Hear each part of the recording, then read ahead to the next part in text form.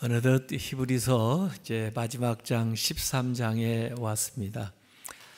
그동안에 그 구약에 있었던 그 율법이라든지 또 성막 제도 제사장 여러 가지 말씀들을 가지고 어떻게 예수님에게서 그 모든 것들이 더 위대하게 아름답게 이루어졌는가 하는 것들을 설명을 하면서 하나님과 우리와의 그 관계를 새롭게 정립을 해드렸습니다.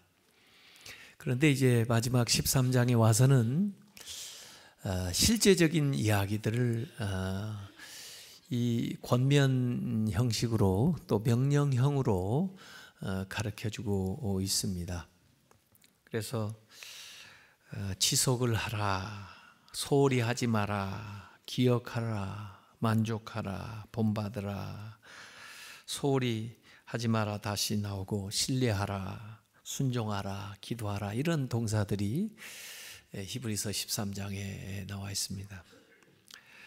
그래서 개인적인 차원에서나 공동체 생활에서 어떻게 실제적으로 하나님을 믿는 믿음 생활을 실천해야 되는가 하는 것들을 마지막으로 다루고 있는데, 오늘 본문 안에서는 세 가지의 사랑에 대해서 얘기를 하고 있습니다. 형제 사랑, 서로 부부 사랑, 그리고 돈 사랑에 대한 이야기를 하는데, 앞에 두 가지는 사랑하라, 그리고 돈에 대해서는 사랑하지 말라, 이렇게 사랑해야 될 것과 사랑하지 말아야 될 것을 얘기를 하고 있습니다. 우선 사랑해야 되는 건 형제 사랑인데, 그 안에는 손님을 대접하고 고난 당하는 사람들을 돌보고, 또 결혼 생활에서 부부가 서로 사랑하고, 그리고 재물에 대한 태도는 바르게 가지고 살아야 된다 하는 것이 오늘 말씀의 전체적인 요약이라고 볼 수가 있습니다. 그래서 지금까지 우리가 하나님에 대해서 패션, 하나님에 대한 열정, 사랑을 가지고 또 거기에 대한 설명을 쭉 했는데, 이것이 실제로 생활에서는 형제 사랑, 컴패션으로 나타나야 된다는 거죠. 그래서 그 실제적인 모습을 이 13장에서 여러 가지로 설명을 하고 있습니다. 신앙생활도 그렇고요. 자녀를 교육하는 데 있어서도 우선 하나님을 사랑해야 되지만 우리 이웃이나 형제들을 사랑하는 컴패션이 많은 사람으로 우리 자녀를 키워야 그 자녀들이 잘 되는 것 같아요.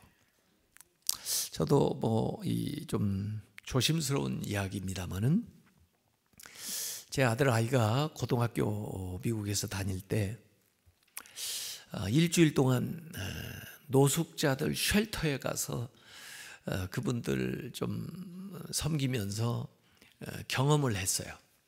일주일 다녀왔는데 자꾸 울어요. 그래서 저는 좀 놀랬죠. 무슨 좋지 않은 일이 있었나, 무슨 좀 힘든 일이 있었나 하고 물어봤더니 그런 건 아니고, 거기 가서 어떤 아저씨를 만났는데 자기는 평소에 이 노숙자들에 대해서 생각할 때는 게으르고 또 뭔가 생활도 제대로 하지 못하고, 그러니까 저렇게 노숙자가 되지 않았나 이런 생각을 했는데, 이번에 그 아저씨 통해서 이야기를 들어보니까 자기도 결혼도 하고 또 정상적으로 직장 생활도 잘 하던 사람이었는데, 어느 날 실직하게 되고 또 그 아내하고 이혼을 하게 되고, 그러다가 재정적으로 어려워져서 자기도 모르는 사이에, 자기도 그렇게 될 줄 몰랐는데 거리에 나와 앉아 있더라는 거죠. 그래서 재활을 하기 위해서 이 쉘터에 와서 노력을 하는데, 그게 참 쉽지가 않다. 그런 이야기를 해주더라는 겁니다. 그래서 우리 아이가 그곳에서 확인한 사실은 그들하고 나하고 특별히 다른 것이 아니라 나는 그래도 혜택을 입어가지고 은혜를 받아서 그래도 이렇게 좋은 가정에서 학교를 다니고 있을 수 있었고, 그 사람은 무슨 이유가 됐든 간에 꼭 자기 탓이 아니래도 그렇게 노숙자의 처지에 처할 수밖에 없는 그런 삶을 산다 하는 걸 보면서 인생은 참 불공평하다 이런 사실도 깨닫고, 참 나는 남달리 이렇게 혜택을 받았으니 그러면 저렇게 혜택 받지 못한 사람들에게 무언가는 해야 되는 것이 내 도리가 아닌가, 그런 생각을 이 고등학교 때 이제 하는 거예요. 그때부터 보니까 애가 공부하는 자세가 달라요. 또 자기의 인생의 목표가 설정이 되고, 이 컴패션, 남을 향해서 불쌍히 여기는 마음을 갖는다는 것은 그 사람에게 물론 혜택이 되지만 그런 마음을 가진 우리가 먼저 달라지는 거죠. 걔가 대학을 졸업하고 나서 뉴욕 맨하탄에 취직을 한 다음에는 그 슬럼가에 있는 아이들을 찾아가 가지고 이제 공부를 가르쳐요. 이 아이들이 공부를 해서 진학을 하는 길 외에 이 환경에서 벗어나기가 참 어렵겠구나. 그래서 아이들을 가르치고 또 자기 직장에 있는 동료들하고 같이 가서 가르치고, 그 아이들이 대학을 갔을 때 또 학자금을 회사에서나 다른 사람들도 모금해서 학비를 주고, 이 아이가 28살 됐을 때 제가 보니까 그 페이스북에 그런 글을 올려놨어요. 10월 2일 나의 28번째 생일이다. 나는 생일 잔치도 선물도 케이크도 원하지 않고 나는 클린 워터, 깨끗한 마실 수 있는 물을 원한다. 지금 IT에는 어떤 아이가 물을 길러 하루 갔다 와야 되기 때문에 너무 그 길이 멀어서 그 물을 길어 오면 학교 갈 시간이 없어서 학교를 못 가는 아이가 있는데, 그 아이가 학교 갈 수 있도록 그 아이 사는 마을에 우물을 하나 놓아주고 싶다. 내가 28살인데 28,000불이면 놓아줄 수 있다고 한다. 그래서 제가 그걸 보고 나도 100분의 1은 해야지. 그래서 280불을 보냈는데 친구들, 동료들이 금방 그걸 채워줘가지고 그 마을에 우물이 생기고 그 아이가 학교 가는 모습을 사진을 통해서 보여줘요.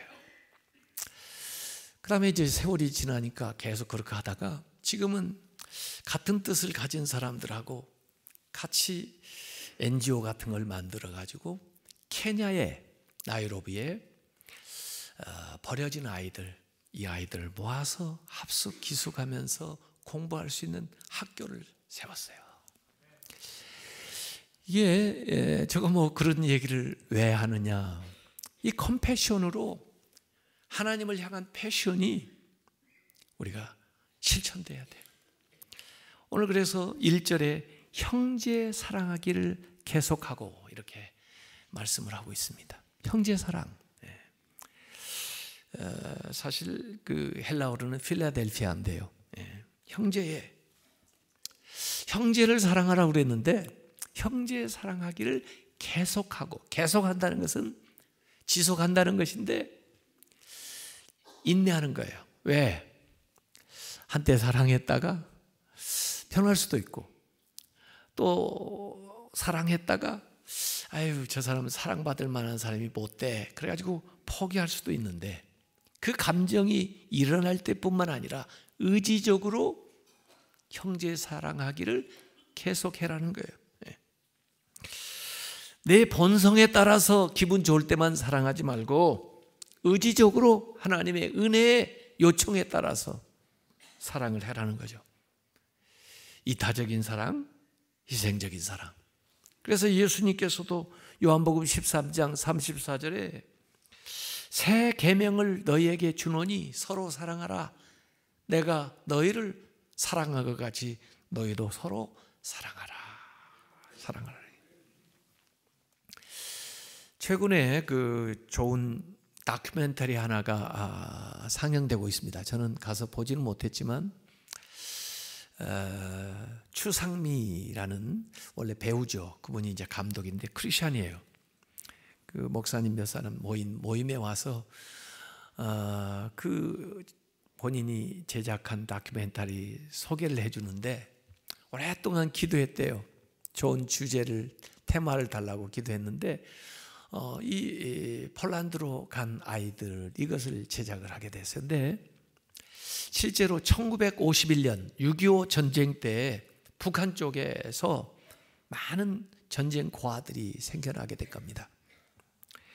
그래서 김일성이 이 고아들을 구라파 동구권에 보냈는데 그 중에 1,500명이 이 폴란드로 가게 된 겁니다. 이 폴란드는 1차 대전, 2차 대전 겪으면서 굉장히 많은 어려움을 겪었는데 그런 그 지역에 고아원에 주로 북한 아이들 그리고 남한의 아이들도 좀 섞여 있었다고 하더라고요. 그 고아들이 1,500명이 갔는데 그 교사들이 이 아이들 보고 선생님이라고 우리한테 부르지 말고 마마, 파파라고 부르라. 엄마, 아빠. 그래서 아이들이 그곳에서 정말 그 돌봄을 받으면서 그 상처가 치유되고 또 그들을 돌보는 선생님들도 얘들을 돌보면서 그동안에 받았던 상처가 치유되고 그런 공동체를 이루어갔는데 그다음에 한 8년 지난 다음에 저기 북한에서 김일성이 천리마 운동을 할 때 그 아이들 동구라파에 있던 아이들을 전부 다시 북한으로 데려갔다는 거예요. 그래서 서신왕래가 어느덧 어느 정도 지속이 됐는데 그 북한에 간 아이들은 다시 엄마 보고 싶어, 보러 가고 싶어 그런 편지들을 주고받다가 끊기고 그 다음에 실제로 그때 돌봤던 선생님들이 여전히 생존하고 계시는데 그들을 찾아가 가지고 그때 이야기들을 이렇게 다큐멘터리로 엮은 게 이 폴란드로 가는 아이들이에요. 기회 되면 한번 보세요. 저는 그 얘기만 듣는데도 얼마나 눈물이 나는지 말이에요. 상처는 상처로 치유가 되는구나. 또 이 사랑으로 서로 더불어 살아가는 거예요. 그래서 오늘 말씀에는 그 사랑의 여러 가지 형태가 나오는데 13장 2절에 우선 손님 대접하기를 잊지 말아라. 이로써 부지 중에 천사들을 대접한 일이 있었느니라. 그래서 손님 접대하는 걸 영어로 hospitality라고 그럽니다. 나그네를 대접하는 거죠. 그 hospitality에서 나온 말이 hospital, 병원이라는 말인데 창세기 18장에 보면은 지나가는 나그네를 강권하다가 아브라함이 자기 집에 들어오라고 그래요. 그래서 발을 씻어주고 그 다음에 먹을 것들을 준비해가지고 아주 거하게 그들을 대접을 해요. 참 처음 보는 분들인데 그들이 대접을 받고 나서는 정말 깜짝 놀랄 만한 축복을 해줍니다. 원래는 원했지만 이제 더 이상 가질 수 없었던 그 꿈인데 네 가정에 아들이 태어나리라는 거예요. 너무 뜻밖의 이 귀한 선물, 믿을 수 없는 이 선물을 그냥 나그네를 대접한 중에 아브라함이 받게 되는 이야기가 창세기 18장에 나와요. 그런가 하면 창세기 19장에는 롯의 이야기가 나오는데 소돔성에 살고 있을 때 나그네처럼 지나가는 분을 모셨는데 사실 그들이 천사예요. 그래서 그들이 환대를 받고 이 롯의 가족들이 소돔과 고모라가 멸망을 당할 때 구원을 받는 그런 놀라운 복을 받게 되는 이야기가 창세기 19장에 나와 있어요. 이렇게 오늘 이 본문은 부지 중에 의도한 것은 아니지만은 대접을 하다 보니까 그 나그네를 대접한 것이 천사를 대접한 것이 되고 하나님을 대접한 것이 돼서 알지 못했던 놀라운 소식을 알게 되고 기대한 것 이상의 복을 받게 됐던 것을 기억하라 하는 얘기를 하고 있죠. 그 외에도 성경에 보면 리브가 같은 여인은 우물가에서 물, 생수 떠서 대접하는 그 일을 통해서 아브라함의 며느리가 되고, 라합은 정탐꾼을 숨겨주고 돌봐준 그 일을 통해서 자기의 가족 모두가 여리고성이 무너질 때 구원을 받았고, 사렙다 과부는 떡 한 덩이 만들어서 마지막 양식이었지만은 그 엘리야를 대접하는 일을 통해서 흉년이 다 가도록 양식이 떨어지지 않는, 그리고 그 아들이 죽었다가도 다시 살아나는 그 복을 받은 것을 우리가 성경에서 기억하는 거예요. 그래서 이 신앙생활하는 이 유대인들이나 지금 기독교의 전통은요, 나그네를 대접하는 게 아주 중요한 미덕 중에 하나입니다. 그래서 미국 사람들도 보면은 어느 정도 자기 주택을 가지고 있는 사람은 게스트 룸이 있어요. 손님방이 있어요. 그래서 손님이 오면 거기서 묵어 가도록.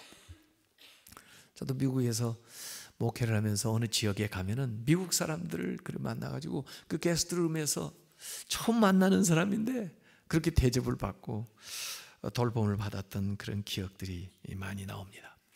특별히 이 초대교회 때는 순회 전도자들, 바울 보세요. 이렇게 돌아다니면서 전도하는 순회 설교가들이 있었는데, 이들은 그야말로 그 신자들의 hospitality, 나그네를 대접하는 그 일을 통해서 사역을 가능하게 하는 거죠. 그래서 초대교회 감독의 덕목 가운데 디도서 1장 8절에 보면 오직 나그네를 대접하며 선행을 좋아하며 신중하며 의로우며 거룩하며 절제하며 여러 가지 덕목이 나오는 것 가운데 나그네를 대접하는 이 미덕을 얘기하고 있어요. 또 오늘 히브리서 13장 3절에는 너희도 함께 갇힌 것 같이, 지금 갇혀 있지는 않지만은 갇혀 있는 것처럼 갇힌 자를 생각하고, 너희도 몸을 가졌은즉 학대받는 자, 그가 몸으로 학대받는 것을 너도 몸을 가졌으니까 그 학대받는 자를 생각하라 해서 나그네 환대하는 것으로 형제사랑 표현하고, 그 다음에 갇힌 자, 학대받는 자, 내가 아무리 평안한 중에 생활한다 할지라도 환난을 당한 자를 생각을 해보라 하는 거예요. 특별히 그 당시에는 믿는다는 이유 때문에 핍박받는 신자들이 굉장히 많았습니다. 감옥에 갇힌 사람도 많았습니다. 그들을 생각해야 하는 거죠. 그들이 다름 아니라 작은 자예요. 이 세상에서 작은 자들, 그들을 돌보라.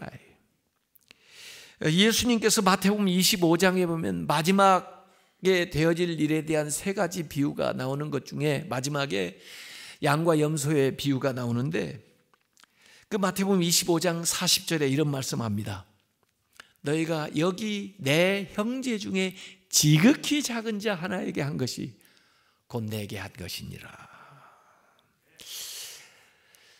그 지극히 작은 자는 줄인 자, 목마른 자, 나그네, 헐벗은 자, 병든 자, 감옥에 갇힌 자인데, 그들을 찾아가지고 그들을 돌봐주고 그들에게 먹을 것, 입을 것을 준 것이 다름 아니라 주님께 했다는 거예요. 주님이 그 작은 자와 자신을 동일시 하시는 거죠. 아이덴티파이 하는 거예요. 그들은 전혀 그렇게 기대도 못하고, 또 그들은 그렇게 보상받을 걸 생각지도 않고 그냥 자연스럽게 순수하게 행했던 이 일들을 하나님께서는 다 아시고, 그들이 주님을 대접한 것으로 하나님을 대접한 것으로 여겨서 하늘의 상급을 베풀어 주신다 하는 것이 마태복음 25장에 예수님께서 교훈한 이야기입니다. 그래서 형제의 사랑이 나그네를 향해서 또 갇힌 자를 향해서 그리고 여기 학대받는 사람들을 향해서 또 그뿐 아니라 작은 자들을 향해서 우리가 정말 하나님을 믿는 사람이라면 그런 컴패션을 행해야 된다 하는 것이 첫 번째 실생활 속에서 해야 될 교훈입니다. 두 번째는 13장 4절에 모든 사람은 결혼을 귀히 여기고 침소를 더럽히지 않게 하라. 음행하는 자들과 간음하는 자들을 하나님이 심판하시리라 그랬습니다. 여기 두 번째는 부부 사랑에 대해서 얘기를 하고 있어요. 특별히 결혼을 귀히 여겨라. 왜냐하면 결혼이 귀한 것이니까. 하나님께서 창세기에 에덴 동산에서 제일 먼저 만든 제도가 결혼 제도예요. 이 결혼을 통해서 남자나 여자나 완전해지도록 했어요. 결혼은 귀한 거다. 하나님 주신 선물이라 이거예요. 결혼을 귀하게 여기라는 것은 결혼이 하나님이 주신 선물, 그 배우자가 하나님이 주신 선물이라는 걸 알고 그 결혼 관계가 잘 하나님의 뜻 안에서 하나님께 영광 돌리는 생활이 되도록 가꾸어 나가라는 뜻이죠. 요사이 여러 가지 환경과 형편이 어려워지니까요, 결혼들을 안 해요. 결혼을 귀하게 여기지 않는 거죠. 귀한 선물로 모르는 게요. 또 결혼 관계에 있어서 정말 한 남자와 한 여자의 결합이 중요하죠. 하나님은 아담과 이브의 결합을 하게 하셨는데 요새는 사람들이 결혼을 왜곡시켜가지고 아담과 스티브도 결혼할 수 있다 이렇게. 남자와 남자, 여자와 여자. 그것도 권리라고 주장을 해요. 또 그걸 법으로 보장하라고 요구를 하고 있어요. 이건 결혼을 왜곡시키는 거죠. 결혼의 신성성을 훼손하는 거죠. 결혼을 소중하게 여기라. 결혼 관계만큼 가장 위대하고 기본적인 인간관계는 없습니다. 거기에서부터 모든 관계가 시작이 돼요. 가정도 거기서 시작되고 사회도 거기서부터 시작이 되는 거예요. 남자들 조사를 해보니까요, 결혼 안 한 남자보다 결혼한 남자가 같은 조건이라도 연봉이 10%에서 40%까지 더 많다고 그럽니다. 그 결혼이 주는 복이죠. 결혼한 사람들이 신체적으로뿐만 아니라 정신적으로, 정서적으로, 영적으로 더 건강한 생활을 할 수가 있어요. 그래서 결혼 관계를 존귀하게 여긴다는 것은 결혼한 사람들은 결혼 관계를 훼손시키는 말이나 행동을 해서는 안 된다는 거예요. 예수님께서 처음으로 이적을 행하시고 축복하신 것은 가나온인 잔치예요. 이 결혼, 메리지라고도 영어로 얘기하지만은 또 다른 영어는 매트로모니라고도 얘기합니다. 매트로모니. 이 매트로모니라는 영어 단어 뜻은 뭐냐면 어머니 되기라는 뜻이에요. 결혼한다는 것은 부모가 되는 것입니다. 그래서 또 다른 자녀를 낳는 거죠. 결혼은 했는데 자녀를 안 놓겠다. 그건 건강한 결혼이 아니에요. 제가 볼 때는. 결혼했으면 아이를 가져야 됩니다. 예. 하나님께서 그랬잖아요. 생육하고 번성하라. 땅에 충만하라 그랬잖아요. 예. 그 하나님의 창조 명령이에요. 최소한 둘은 낳아야 본전입니다. 그런데 안 낳는 사람도 있으니까 그 사람들까지 낳아줘야 되니까 셋, 넷 이렇게 낳아야 됩니다. 저도 둘밖에 못 낳아가지고 이런 소리를 해서 죄송하지만 그때는 국가 시책이 그래서 그랬고 지금 국가식 책도 바뀌었어요. 지금요. 너무 지금 인구가 지금 줄어들고 있어가지고요. 자녀를 낳는 것만큼 복이 없어요. 또 자녀를 통해서 주시는 것만큼 큰 행복이 없어요. 결혼도 안 하려고 그러고, 결혼을 했는데 자녀도 안 두려고 그러고, 그건 성경적이지 않습니다. 침소를 더럽히지 마라. 침대, 잠자는 잠자리를 얘기하는데 거기 오염시키지 마라. 이것은 똥오줌을 내서 오염시킨다는 것이 아니고 이 간음이나 음행을 지칭하고 있는 겁니다. 성경 10계명에도 보면은 분명히 7계명에 가늠하지 마라, 10계명에는 탐내지 말라는데 그 탐내는 것 가운데는 물질도 있지만은 남의 아내를 탐내는 것도 탐내지 말라니까 10계명에 다 2계명만 들어가 있을 뿐 아니라 사실은 1계명에도 들어가 있는 거예요. 1계명은 우상숭배인데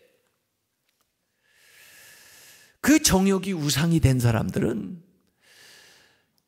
1계명도 어기게 되는 거죠. 그래서 이 결혼 생활, 결혼을 귀하게 여기고 행복한 부부 생활, 사랑을 하려면은 이 부부로서의 정절을 지켜야 되는, 자기 절제를 할 수 있어야 되고 배우자에게 헌신해야 된다는 거죠. 하나님이 주신 성, 가정 다 축복이지만은 이것을 오용하거나 남용해서는 안 된다는 거죠.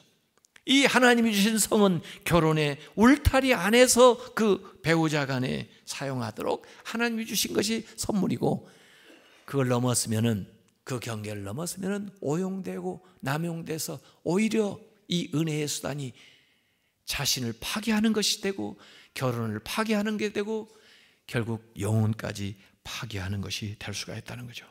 그래서 고린도전서 6장 18절에 음행을 피하라. 사람이 범하는 죄마다 몸 밖에 있거니와 음행하는 자는 자기 몸에 죄를 범하느니라.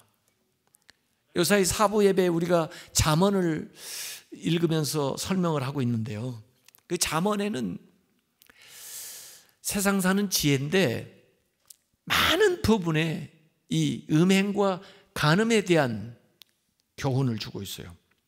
잠언 5장 18절에 너의 샘으로 내 아내로 복되게 하라. 내가 젊어서 취한 아내를 즐거워하라. 잠언 6장 26절에 음료로 말미암아, 창녀예요, 사람이 한 조각 떡만 남게 되며 가난하게 된다는 거예요.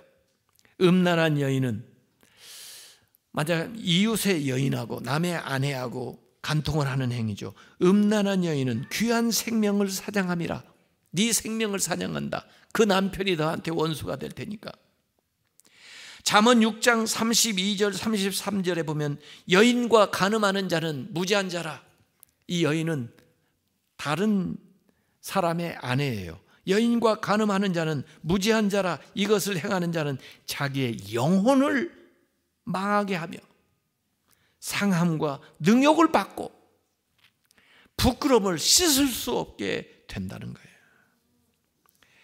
그래서 이 잠언에서는 성적인 타락은 건강을 악화시키고 물질을 낭비해서 탕진하게 하고 인간관계가 다 단절되고 세상에서 부끄러운 사람이 되고 가정을 깨뜨리는 일이 되고 결국 영혼까지 망하게 되는, 자기 자신이 자기를 심판하게 되고 다른 사람이 자기를 심판하게 되고 하나님이 자기를 심판하게 된다는 이 엄중한 교훈을 주고 있습니다.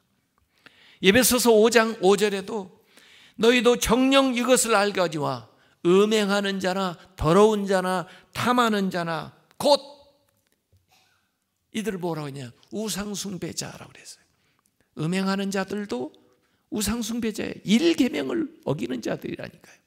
다 그리스도와 하나님의 나라에서 기업을 얻지 못하리라 그랬어요. 이 정욕, 이 간음, 이 음행의 문제를 어떻게 하느냐, 어떻게 해결할 수 있느냐, 행복한 결혼 생활만이 해결할 수 있는 거예요. 행복한 결혼 생활을 못하면 이러한 잘못에 빠져들 수가 있는 거예요. 마지막 세 번째, 13장 5절에 돈을 사랑하지 말고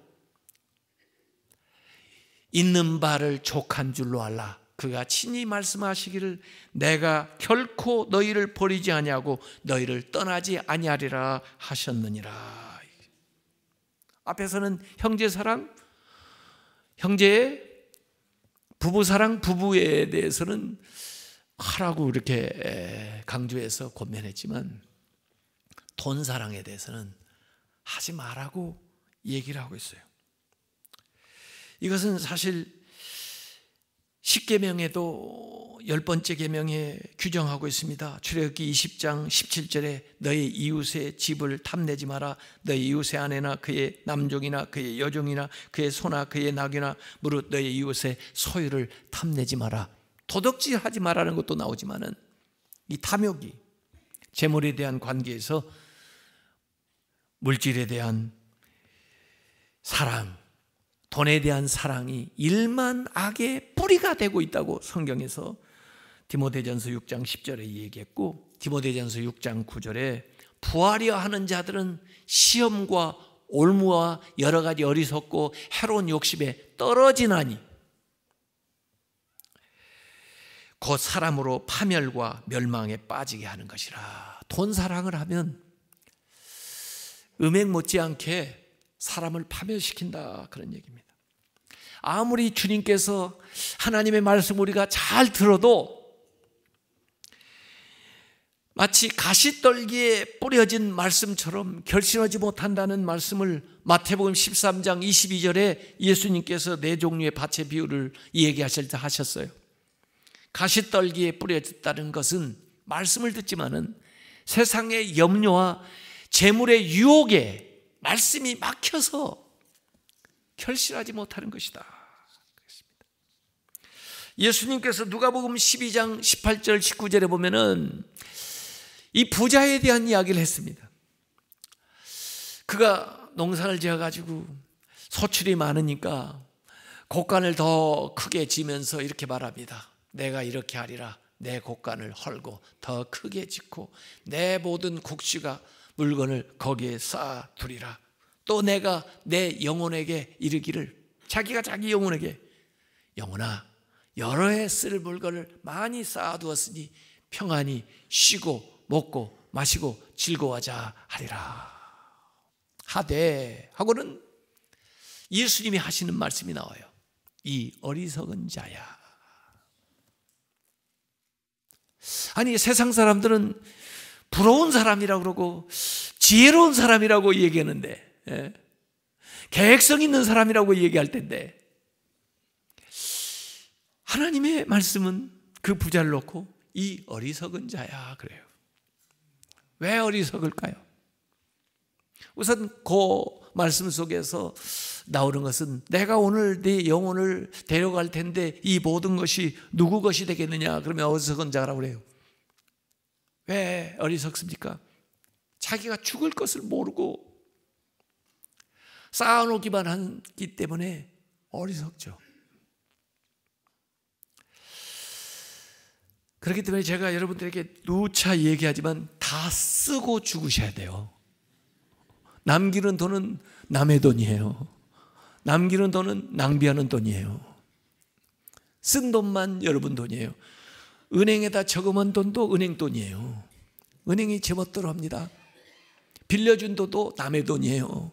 여러분이 가지고 있는 것만 여러분 돈이에요. 물론 언제 죽을지를 모르죠. 그래서 계속 쌓아두고 있는데, 제가 이 장례식에 거의 일주일에 한 번씩 장례식을 가잖아요. 장례식에 가보면 분위기가 다릅니다. 별로 남기지 않고 돌아가신 분의 장례식은 분위기가 좋습니다. 많이 남기시고 가신 가정은 분위기가 안 좋습니다. 무슨 말씀인지 아시죠?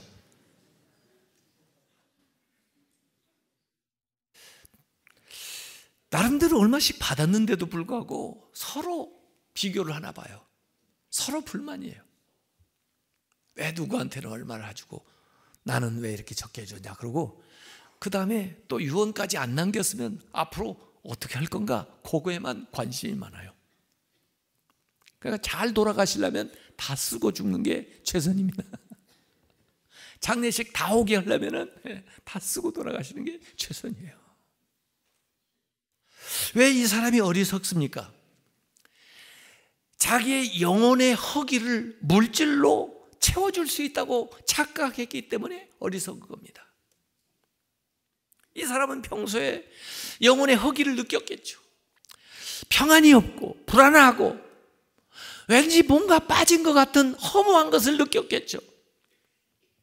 그런데 이 사람이 착각한 것은 물질을 쌓아놓으면 이게 차올 거라고 생각을 한 거예요.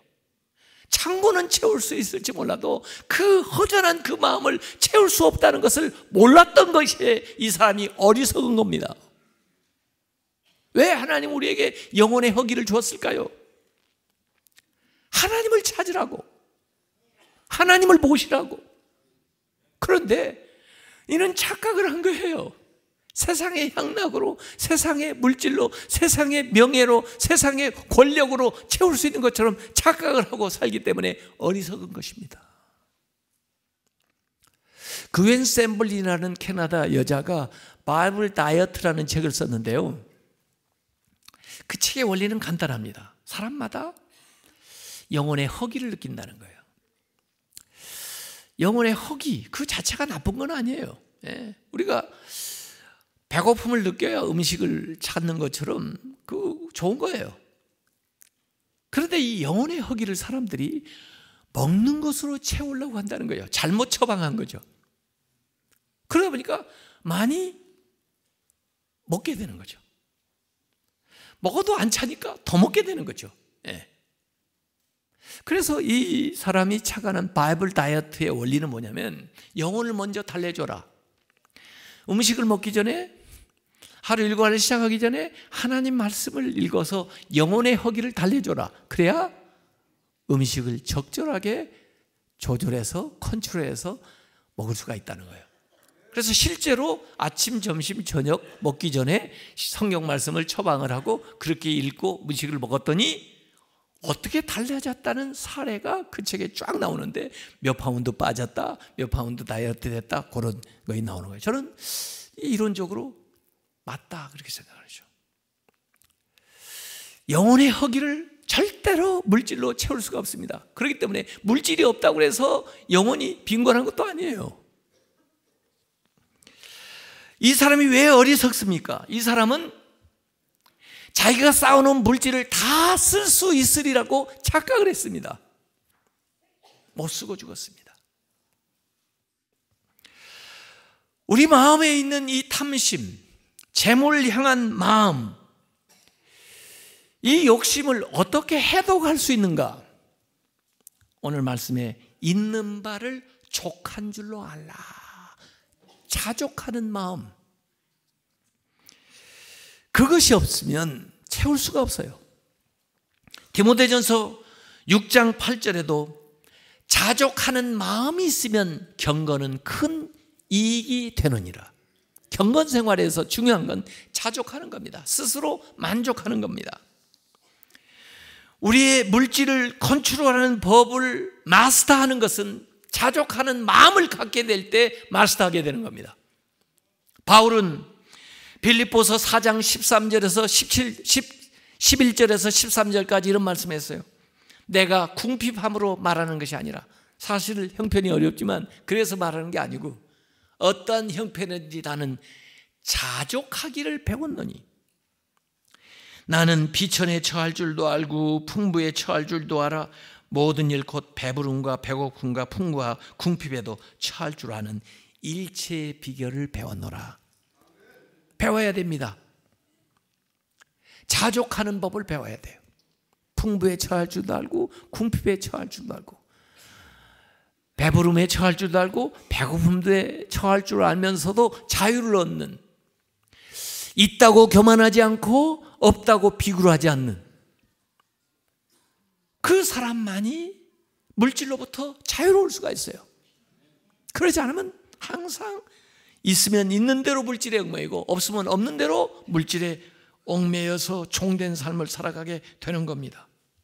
하나님만이 내 영혼의 보화가 될 때 우리가 주어진 모든 것을 감사하면서 은혜로 여기면서 살아갈 수가 있는 거예요. 지금 가지고 있는 것에 만족하라. 지금 가지고 있는 것에 만족하라. 지금 가지고 있는 것에 만족하라는 거예요. 그것이 없으면 형제 사랑을 실천할 수 없습니다. 헌금도 할 수가 없습니다. 지금 있는 것에 만족하지 못한다면 어떻게 남을 구제하겠어요? 어떻게 남에게 사랑을 베풀겠어요? 이 물질에 대한 것도 잘못하면 물질이 우상이 돼서 1계명을 어기게 되고 물질에 탐욕을 내서 10번째 계명을 어기게 되고 또 물질을 도적질해서 도적질하지 말라는 것을 어길 수도 있는 거예요. 오늘 말씀에 자족하라는 것, 거기서 더 나가서 하나님이 친히 말씀하신 것을 인용해가지고 그 5절에 이 얘기를 했습니다. 내가, 하나님이 말씀하시는 거예요. 내가 결코 너를 버리지 아니하고 너희를 떠나지 아니하리라 하셨느니라. 하나님이 내 보호자가 되셔서 나와 함께 하셔서 내 필요한 것을 공급해 주신다는 거예요. 하나님의 보장입니다. 우리가 욕심을 내는 것은, 우리가 물질 때문에 두려워하는 것은 하나님을 불신하기 때문에 그렇습니다. 하나님을 믿으십니까? 하나님의 성품을 생각을 해보세요. 하나님은 선하신 분, 하나님은 전능하신 분, 하나님은 사랑이신데 그 하나님이 우리와 함께 하시고 우리를 지켜주신다고 하는데 뭘 근심을 하며 뭘 더 욕심을 내며 우리가 하나님을 믿기 때문에 물질에 대한 염려를 잃어버리는 것, 버릴 수가 있는 거예요. 우리가 많이 가지고 있기 때문에 만족하는 것이 아니라 하나님이 돌보시기 때문에 만족할 수가 있는 거예요. 돈의 문제는 돈으로 해결되지 않고 돈의 문제는 하나님을 신뢰하는 것으로 해결되는 걸 믿으시기 바랍니다. 그렇기 때문에 두려워하지 말고 기도해야 되고 염려하지 말고 믿어야 되고. 그래서 오늘 마지막 6절 말씀은 시편 118편 6절을 인용해가지고 이 얘기를 했어요. 여호와는 내 편이시라 내가 두려워하지 아니하리니 사람이 내게 어찌할까 그랬습니다. 여호와가 내 편이라는 말을 여기 오늘 이렇게 번역을 했어요. 주는 나를 돕는 이시니 필요하면 하나님이 도와주세요. 하나님이 공급해 주세요. 하나님이 나를 돕는 분인데 내가 뭘 무서워하겠는가? 사람인가? 세상인가? 물질인가? 돈의 문제는 하나님을 신뢰함으로 해결할 수가 있는 것이에요. 앞에 이야기한 성, 지금 말하는 돈 모두 다 하나님이 주신 선물인데 하나님께 영광 돌리는 데 쓰지를 않기 때문에 이것이 우리의 우상이 되어버렸어요. 우상이 되니까 이 은혜의 선물이 죄의 도구가 돼가지고 내 삶을 졸먹고 내 육신을 망가뜨리고 내 영혼까지도 어렵게 만드는 겁니다. 사랑하라는 것은 사랑하고 사랑하지 말라는 것은 사랑하지 말아야 됩니다. 이웃을 사랑하라. 부부간에 사랑하라. 이건 우리가 실천해야 돼요. 그러나 돈은 사랑하지 마라. 그랬으면 돈은 사랑하지 말아야 돼요. 근데 거꾸로 돈은 사랑하고 부부간에도 사랑하지 않고 형제도 사랑하지 않으면 그것이 믿는 사람입니까? 안 믿는 사람이지. 오늘 우리가 하나님을 사랑하는 말씀들, 하나님이 주신 말씀들을 전부 공부하고 실천편에 들어가면서 그 믿음이 이러한 행실을 통해서 드러나야 되는데 사랑하라고 한 것은 사랑을 하고 사랑하지 말라는 것은 사랑하지 말아야 되는데 형제를 사랑하고 부부간에 서로 뜨겁게 사랑하고 그리고 돈은 사랑하지 말고 하나님을 믿는 믿음으로 이겨내라는 것입니다. 이 믿음으로 승리하는 삶을 사시기를 주님의 이름으로 축원합니다.